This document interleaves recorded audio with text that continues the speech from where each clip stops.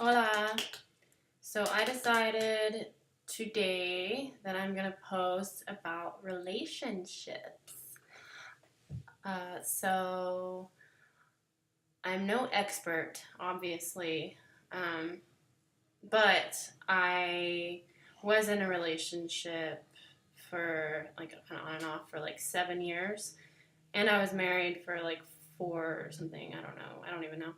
Um, and I have a child with my ex-husband. So whom I am planning his wedding for him with his fiance.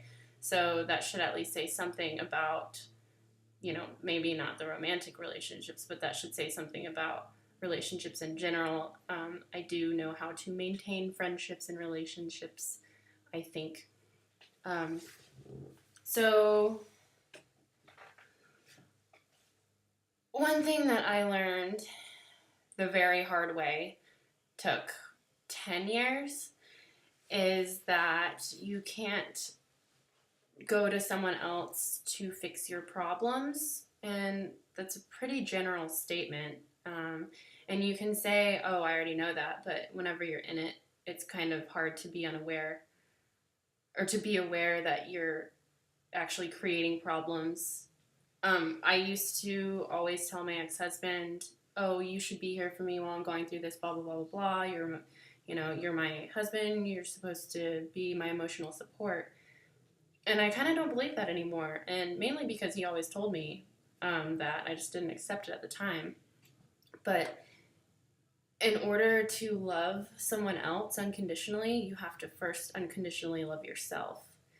And a lot of people fall into that trap of codependency where they think that who they're with is supposed to make them whole or make them a better person or give them comfort and peace, but really you can only do that yourself. And whenever you rely on someone else to do it for you, or like it kind of creates, it's kind of like you're putting yourself on pause and you're not really helping yourself.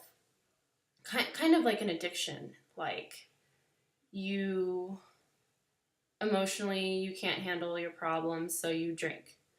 And so when you do that, it just pushes your problems away and makes you feel okay in the moment. And that's what happens kind of whenever you expect someone else to give you comfort and give you peace.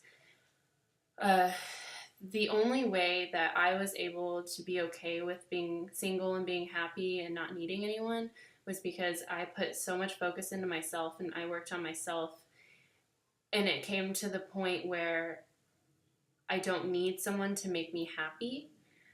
I sometimes I just much rather be alone, like even physically, like I just want to sit alone and think. And before I had such a problem with being alone, I would have anxiety attacks if I was by myself just because I would have to face myself. I was forced to look in the mirror and I hated myself so much and there was so much that I needed to work on that just being alone, it scared me because I had so many strongholds and demons and shame in me that I just hated myself. And then I would go to my ex-husband. I would say, I can't be alone. I need you here, just so I wouldn't have to look inside myself. And that created so many issues. And I see that happening now. Um, and the only reason I'm posting about this is because so many people have gotten married and are having kids right now.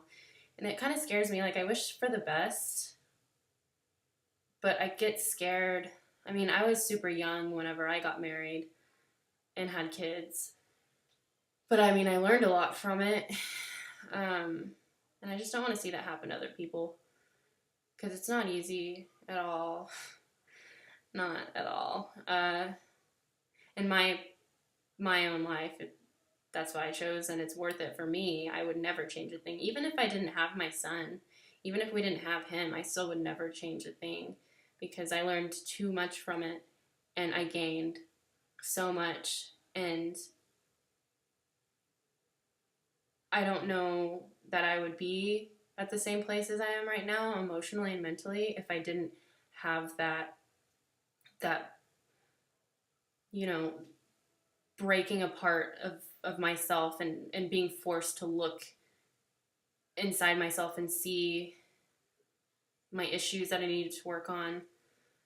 And it took like 3 years of being single to actually, well, it might have taken like 2 years to even face myself, and then another year to actually work on myself. But it is so worth it because now I can,